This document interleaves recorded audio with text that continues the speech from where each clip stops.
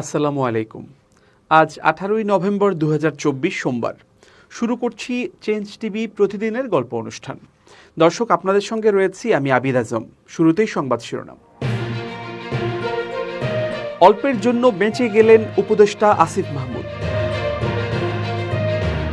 অন্তর্বর্তী সরকারের মেয়াদ 4 বছরের কম হবে বলে জানালেন ডক্টর ইউনূস। হতাশ হলেন বিএনপির মহাসচিব মির্জা ফখরুল ইসলাম আলমগীর। এবার বিস্তারিত। আইন উপদেষ্টা ডক্টর আসিফ নজরুলের পর আরেকজন উপদেষ্টাকে হেনস্থা করার পরিকল্পনা নিয়েছিল ফ্রান্স শাখা আওয়ামী লীগ। অপদস্থ করার একটি প্লট তৈরি করা হয়েছিল, কিন্তু শেষ পর্যন্ত তা ঠেকানো গেছে। এ বিষয়ে রাজনৈতিক ম্যাগাজিন জনতার চোখের প্রতিবেদক মিজানুর রহমান একটি অনুসন্ধান করেছেন। ঘটনার বিষয়ে অন্তর্বর্তী সরকারের তরফে এখনও আনুষ্ঠানিক কোনো প্রেস নোট বা ভাষ্য প্রচার হয়নি। এ নিয়ে প্রত্যক্ষদর্শীদের একাধিক বয়ান পাওয়া গেছে। একটি ভাষ্য ছিল এমন: 7ই নভেম্বর বৃহস্পতিবার প্যারিসের স্থানীয় সময় বিকাল শহরের প্রাণকেন্দ্রের একটি রেস্টুরেন্ট, নাম ব্লুয়া, কেউ কেউ ব্লোয়েসো বলে থাকেন। ফ্রান্সের বাংলাদেশ দূতাবাস থেকে 2 কিলোমিটার দূরত্বে এর অবস্থান। সেখানে পূর্ব নির্ধারিত বৈঠক চলছে। লেখক ও অনলাইন অ্যাক্টিভিস্ট পিনাকি ভট্টাচার্য এবং ব্যক্তিগত সফরে প্যারিসে যাওয়া উপদেষ্টা আসিফ মাহমুদ, সজীব ভুঁইয়ার বাইরে 6-7 জনের একটি জটলা। 2-1টি মুখ পরিচিত, তারা আওয়ামীপন্থী। তাদের গতিবিধি সন্দেহজনক। উপদেষ্টার প্রোটোকল টিম বিষয়টি অবহিত করে দূতাবাসের একজন ঊর্ধ্বতন কর্মকর্তাকে। তিনি সেখানে উপস্থিত হন, তাদেরকে বুঝিয়ে ঘটনাস্থল থেকে সরিয়ে নিতে সক্ষম হন। ততক্ষণে বৈঠকও শেষ হয়ে যায়। যুব ও ক্রীড়া উপদেষ্টা আসিফ মাহমুদ সম্পূর্ণ নিরাপদে ফ্রান্স ত্যাগ করেন। তার সঙ্গে ক্ষুব্ধ আওয়ামী লীগ সমর্থকদের মুখোমুখি হওয়া দূরে থাক, তিনি ঘটনা আঁচ করতে পেরেছেন কিনা সংশয় প্রকাশ করেন ওই প্রত্যক্ষদর্শী। অন্য ভাষ্যটি ছিল এমন: অনির্ধারিত সফরে কয়েক ঘন্টার জন্য জেনেভার বৈঠক সেরে সড়ক পথে প্যারিসে যান উপদেষ্টা আসিফ মাহমুদ, সজীব ভুঁইয়া।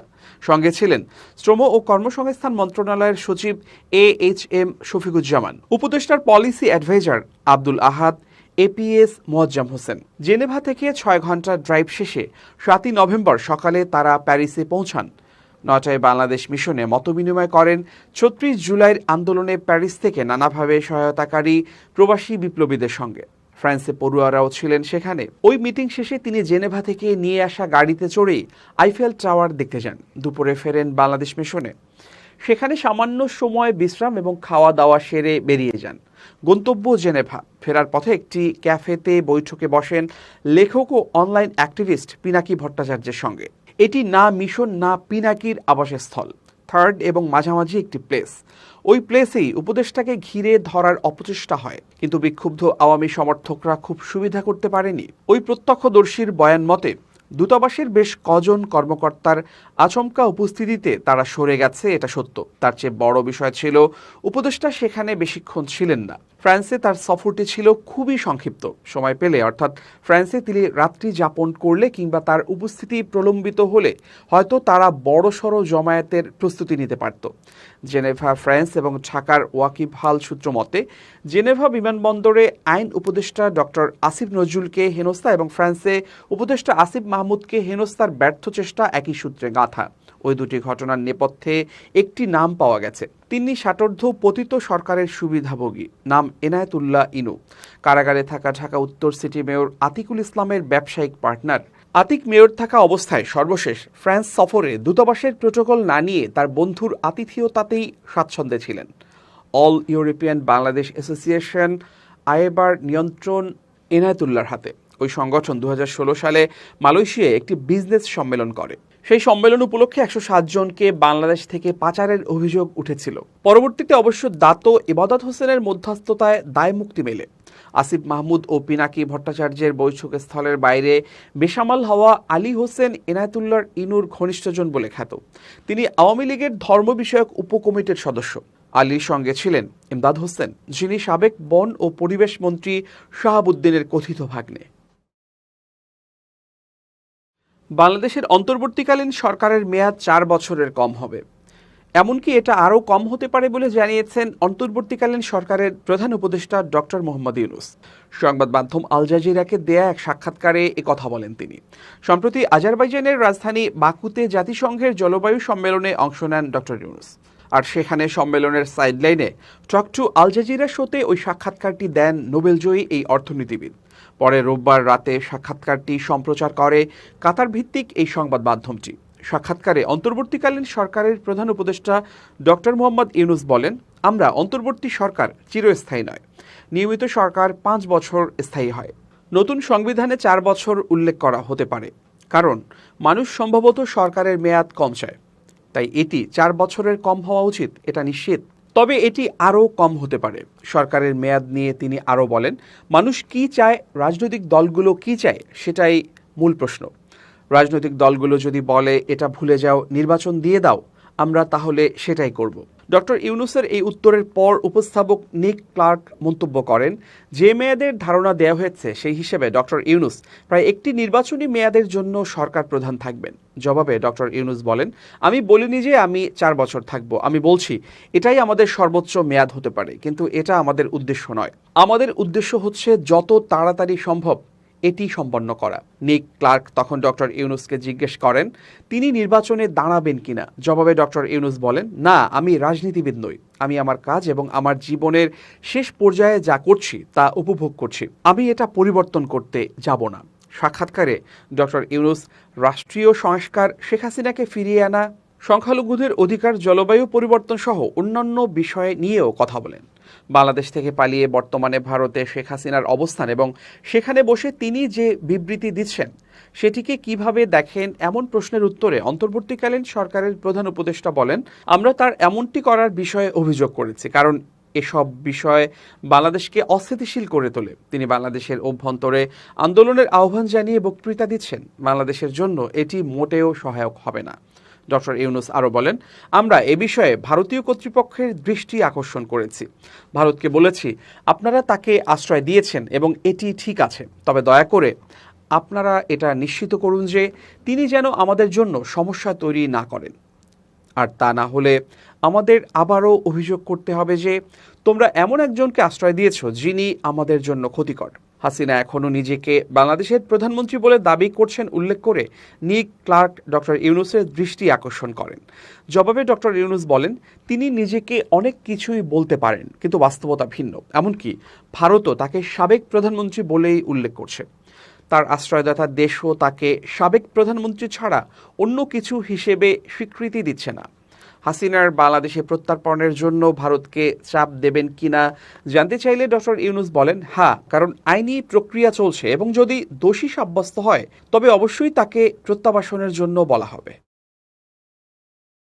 জাতির উদ্দেশ্যে দেয়া ভাষণে প্রধান উপদেষ্টা জাতীয় নির্বাচনের রূপরেখা না দেয় হতাশ হয়েছেন বিএনপির মহাসচিব মির্জা ফখরুল ইসলাম আলমগীর। এ অবস্থায় অন্তর্বর্তী সরকারকে সংস্কার দৃশ্যমান করার আহ্বান জানিয়েছেন তিনি। সোমবার জাতীয় প্রেসক্লাবে মৌলানা ভাসানীর মৃত্যুবার্ষিকী উপলক্ষে বিএনপি আয়োজিত এক আলোচনা সভায় এসব কথা বলেন ফখরুল।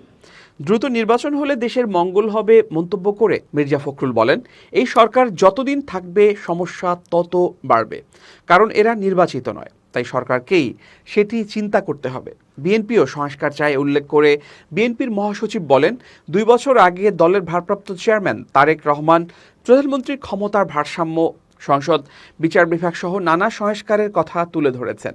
এখন মানুষ সেই সংস্কার প্রস্তাব গ্রহণ করেছে। এই সরকারকে সংস্কার যৌক্তিক সময়ে করতে হবে, এমন যেন না হয় মানুষ যেন না ভাবে বর্তমান সরকার ক্ষমতা আঁকড়ে রাখতে চায়। ক্ষমতা আঁকড়ে থাকতে চাইলে শেখ হাসিনার পরিণতির কথাও মনে করিয়ে দেন তিনি।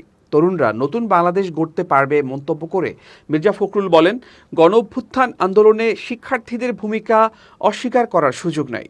তারা স্ট্রাইকার ছিল, গোলে শেষ লাথিটা তারাই মেরেছে, তাই শিক্ষার্থীদের সঙ্গে কোনোভাবেই দূরত্ব তৈরি করা যাবে না। তবে আমরা এমন কাজ যেন না করি যাতে দেশে আবারও অনিশ্চয়তা, অস্থিরতা সৃষ্টি হয়, সবার কাছে গ্রহণযোগ্য হয়।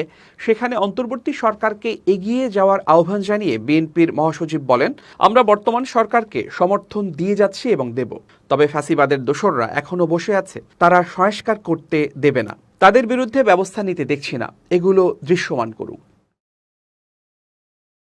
সাবেক প্রধানমন্ত্রী শেখ হাসিনাকে ভারত থেকে ফেরানোর কাজের অগ্রগতি সম্পর্কে আন্তর্জাতিক অপরাধ ট্রাইব্যুনালকে জানিয়েছেন chief prosecutor advocate Tajul Islam. তিনি জানান, শেখ হাসিনাকে ফেরাতে ভারতের সঙ্গে বন্দি বিনিময় চুক্তি প্রক্রিয়াধীন রয়েছে। জুলাই আগস্টের গণহত্যা ও মানবতাবিরোধী অপরাধে জড়িত থাকার অভিযোগে গ্রেপ্তার সাবেক 9 মন্ত্রীসহ 13 জন আসামিকে সোমবার আন্তর্জাতিক অপরাধ ট্রাইব্যুনালে হাজিরের পর শুনানিতে এসব কথা বলেন তিনি। চিফ প্রসিকিউটর বলেন, শেখ হাসিনা ক্ষমতায় এসে পিলখানা হত্যাকাণ্ড দিয়ে মানবতা বিরোধী অপরাধ শুরু করে। এরপর ব্ল্যাকআউট করে শাপলা চত্বরে হেফাজতে ইসলামের ওপর গণহত্যা চালান তিনি। এছাড়া আওয়ামী লীগের আমলের সব মানবতা বিরোধী অপরাধের কেন্দ্রবিন্দু ছিলেন শেখ হাসিনা। অ্যাডভোকেট তাজুল ইসলাম বলেন, বিগত 15 বছরের শাসনামলে এমন কোনো মানবতা বিরোধী অপরাধ নেই যেটা তিনি করেননি। আর উপস্থিত এই 13 আসামি এসব অপরাধ সংঘটনে সহযোগিতা করে গেছেন। সর্বশেষ জুলাই আগস্ট ছাত্র জনতার আন্দোলনে 1,500-এর অধিক মানুষ হত্যা, অঙ্গহানি সহ 25,000-এর বেশি মানুষ আহত হয়েছেন উল্লেখ করে তিনি আরও বলেন, গণহত্যার মধ্য দিয়ে শেখ হাসিনা চেয়েছিলেন নিজের ক্ষমতা প্রলম্বিত করতে। শুনানি শেষে 13 আসামিকে গ্রেপ্তার দেখিয়ে কারাগারে পাঠানোর নির্দেশ দেন ট্রাইব্যুনাল। আসামিরা হলেন সাবেক আইনমন্ত্রী আনিসুল হক, ফারুক খান, ডক্টর দীপু মনি, রাশেদ খান মেনন, হাসানুল হক ইনু, জুনাইদ আহমেদ পলক, সাবেক প্রধানমন্ত্রীর উপদেষ্টা সালমান এফ রহমান, তৌফিক ইলাহি, শাহজাহান খান, সাবেক প্রতিমন্ত্রী কামাল আহমেদ মজুমদার, গোলাম দস্তগীর গাজী, আপিল বিভাগের অবসরপ্রাপ্ত বিচারপতি শামসুদ্দিন চৌধুরী মানিক ও সাবেক স্বরাষ্ট্র সচিব জাহাঙ্গীর আলম। অন্য একটি মামলায় রিমান্ডে থাকায় আব্দুর রাজ্জাককে আজ ট্রাইব্যুনালে হাজির করা হয়নি। স্বাধীনতার 39 বছর পর 2010 সালে 71-এর মানবতাবিরোধী অপরাধের বিচারের জন্য আন্তর্জাতিক অপরাধ ট্রাইব্যুনাল গঠন করা হয়। ওই বছরের 25 মার্চ ট্রাইব্যুনালের আনুষ্ঠানিক যাত্রা শুরু হয়। 2015 সালের পর থেকে ট্রাইব্যুনালের কার্যক্রম অনেকটা গতি হারিয়ে ফেলে। তবে হাসিনা সরকার পতনের পর ফের ট্রাইব্যুনালের কার্যক্রম নতুনভাবে শুরু হয়েছে। এবার খুব জরুরি 1 মিনিট জানাচ্ছেন ইউনেস্কো ক্লাব পুরস্কার বিজয়ী সাংবাদিক আমিরুল মোমিনিন মানিক। খুব জরুরি 1 মিনিটে প্রত্যেককে আমন্ত্রণ। প্রিয় বন্ধুরা, আমরা যখন বাজারে যাই নিত্য পণ্য ক্রয় করতে, তখন হাতে খানিকটা বেশি সময় নিয়ে যাওয়া উচিত। কারণ স্বল্প সময় থাকলে আমাদের মধ্যে তাড়া থাকে, তখন পণ্য কিনতে গিয়ে ঠকে যাবার আশঙ্কাও থাকে। আর আপনার হাতে যদি সময় থাকে, আপনি যে পণ্যটি কিনবেন সেই পণ্যটির বিষয়ে 2-3টে দোকানে যাচাই বাছাই করতে পারবেন। আপনি সুনির্দিষ্ট একটি দোকানে বারবার না গিয়ে একটি পণ্যের জন্য 3টি দোকান ঘুরে যাচাই বাছাই করুন। তাহলে প্রতারণার হাত থেকে যেমন বেঁচে যাবেন, মূল্য খানিকটা সাশ্রয়ী হবে, পাশাপাশি মানসম্মত পণ্যও পেতে পারেন। ভালো থাকবেন, সবার জন্যে শুভেচ্ছা নিরন্তর। এবার দেশের বাইরের প্রসঙ্গ। ফিলিস্তিনের অবরুদ্ধ গাজা ভূখণ্ডের উত্তরাঞ্চলে দখলদার ইসরায়েলের আরও 2 সেনার মৃত্যু হয়েছে। নিহতদের মধ্যে একজন সেনা কর্মকর্তা। এতে করে 13 মাসেরও বেশি সময় ধরে চলা এই যুদ্ধে নিহত মোট ইসরায়েলি সৈন্যের সংখ্যা প্রায় 800 জনে পৌঁছেছে। সোমবার এক প্রতিবেদনে এই তথ্য জানিয়েছে বার্তা সংস্থা আনাদোলু। প্রতিবেদনে বলা হয়েছে, উত্তর গাজা উপত্যকায় সংঘর্ষে একজন ইসরায়েলি কর্মকর্তা ও এক সৈন্য নিহত হয়েছে বলে ইসরায়েলের সেনাবাহিনী রোববার জানিয়েছে। সামরিক এক বিবৃতিতে বলা হয়েছে, নিহত 2 সেনা সদস্যই কেফির ব্রিগেডের 90তম ব্যাটালিয়নের সঙ্গে যুদ্ধ ছিল। অবশ্য ইসরায়েলি এই সেনাদের নিহতের বিষয়ে বিস্তারিত আর কোনো তথ্য দেয়নি দখলদার সেনাবাহিনী। ইসরায়েলি সেনাবাহিনীর প্রকাশিত সামরিক পরিসংখ্যান অনুসারে 2023 সালের 7 অক্টোবর হামাসের হামলার পর গাজা উপত্যকায় ইসরায়েলের আগ্রাসন শুরু হওয়ার পর থেকে সর্বশেষ এই 2 সেনার মৃত্যুসহ নিহত মোট ইসরায়েলি সৈন্যের সংখ্যা 798 জনে পৌঁছেছে। আহত হয়েছে আরও 5,365 ইসরায়েলি সেনা। এদিকে ইসরায়েলি সেনাবাহিনী গত 5 অক্টোবর থেকে উত্তর গাজায় প্রাণঘাতী আক্রমণ অব্যাহত রেখেছে বলে জানা গেছে। ফিলিস্তিনি প্রতিরোধ গোষ্ঠী হামাসকে পুনরায় সংগঠিত হতে বাধা দেওয়ার নামে সেখানে অভিযান চালানোর পাশাপাশি এলাকাটি অবরোধ করে রেখেছে তারা। গাজার স্বাস্থ্য মন্ত্রণালয় জানিয়েছে, প্রায় 1.5 মাস আগে আক্রমণ শুরু হওয়ার পর থেকে উত্তর গাজায় 2000-এরও বেশি মানুষ নিহত হয়েছেন। এদিকে গাজা ভূখণ্ডে ইসরায়েলি বর্বর হামলায় একদিনে আরও প্রায় 100 ফিলিস্তিনি নিহত হয়েছেন। এতে করে উপত্যকাটিতে নিহতের মোট সংখ্যা প্রায় 43,800 জনে পৌঁছেছে। গাজার স্থানীয় কর্তৃপক্ষ জানিয়েছে, উত্তর ও মধ্য গাজা উপত্যকায় ইসরায়েলি বিমান হামলায় কমপক্ষে 96 ফিলিস্তিনি নিহত এবং আরও 60 জন আহত হয়েছেন। গাজার সরকারি মিডিয়া অফিস বলেছে, বেইত লাহিয়ায় হামলায় 72 জনেরও বেশি লোক প্রাণ হারিয়েছেন এবং মধ্য গাজায় 24 জন ফিলিস্তিনি নিহত হয়েছেন। ফিলিস্তিনি স্বাস্থ্য কর্তৃপক্ষ মনে করছে গাজা উপত্যকা জুড়ে ধ্বংস হওয়া বাড়ির ধ্বংসস্তূপের নিচে এখনও 10,000-এরও বেশি লোক নিখোঁজ রয়েছে। মূলত গাজায় অবিলম্বে যুদ্ধবিরতির দাবি জানিয়ে জাতিসংঘের নিরাপত্তা পরিষদের প্রস্তাব সত্ত্বেও ইসরায়েল অবরুদ্ধ এই ভূখণ্ডে তার নৃশংস আক্রমণ অব্যাহত রেখেছে। প্রিয় দর্শক, শেষ করছি প্রতিদিনের গল্পের আজকের গল্প। change.tv.press বাংলাদেশের ইউটিউব জার্নালিজমের অগ্রদূত। ভিজিট করুন এর ওয়েবসাইট www.changetv.press, youtube.com/changetvpress এবং সাবস্ক্রাইব করুন চ্যানেলটি। নিয়মিত লাইক, কমেন্ট ও শেয়ার করে আপডেট রাখুন নিজেকে। ভালো থাকুন, নিরাপদে থাকুন, শুভেচ্ছা নিরন্তর।